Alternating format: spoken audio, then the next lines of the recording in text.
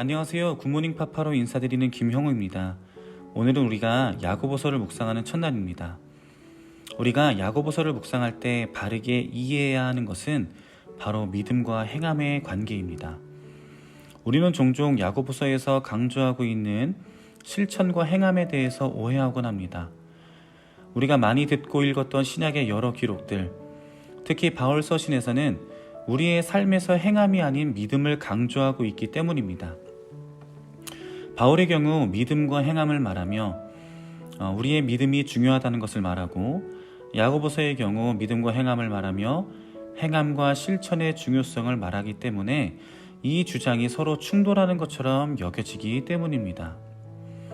하지만 바울과 야고보는 같은 믿음과 같은 신학을 말하고 있습니다.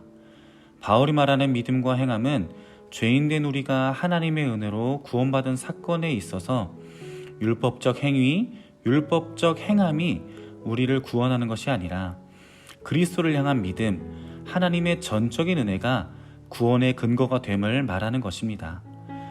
야고보서에서 말하는 믿음과 행함은 죄인의 구원에 관한 부분이 아니라 하나님의 은혜로 구원받은 자, 다시 말해 하나님을 믿는 신자의 변화된 삶에서의 행함과 실천의 중요성을 말하는 것입니다. 그렇기 때문에 바울이 말하는 믿음과 행함, 야고보가 말하는 믿음과 행함은 같은 맥락에 있으며 오직 하나님의 은혜로 구원받은 그리스도인의 변화되는 삶을 다루고 있음을 기억해야 합니다. 야고보서의 대상이 되는 이 편지의 수신자는 여러 곳에 흩어져 있는 유대의 그리스도인들입니다. 잘 아시는 것처럼 초대교회 시대의 그리스도인들은 참 많은 어려움에 처해 있었습니다. 로마로부터의 박해도 그랬지만 뿐만 아니라 부와 가난으로부터 오는 사회적 갈등, 그리고 교회 안에 발생하는 파벌 문제나 영적 갈등들도 그리스도인들이 직면하는 어려움이었습니다. 때문에 이들은 종종 믿음과 또 그에 합당한 실천과 삶을 외면하고 세속적 생활 방식에 빠지는 일들이 일어나곤 있었습니다.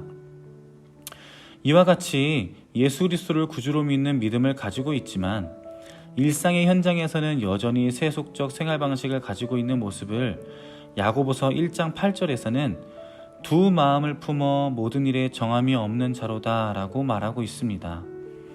그래서 야고보는 그리스도인들을 격려하고 또 한편으로는 잘못된 신앙의 모습을 경고하며 올바른 믿음과 올바른 행함에 대해 교훈하고 있는 것입니다.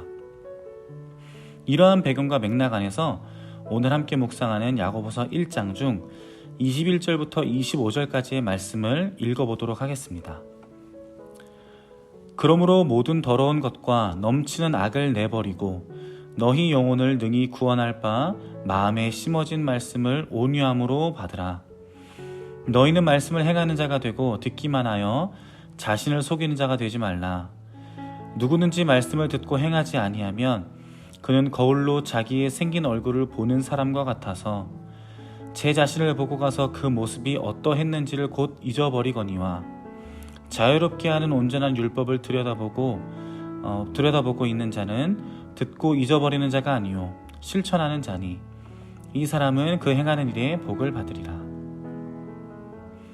오늘 말씀에서는 우리가 받은 말씀이 운동성을 가져야 함에 대해서 말합니다. 21절에서는 마음에 심어진 말씀을 온유함으로 받으라. 22절에서는 말씀을 행하는 자가 되고 25절에서는 자유롭게 하는 온전한 율법을 들여다보고 있는 자는 실천하는 자니 라고 기록하고 있습니다.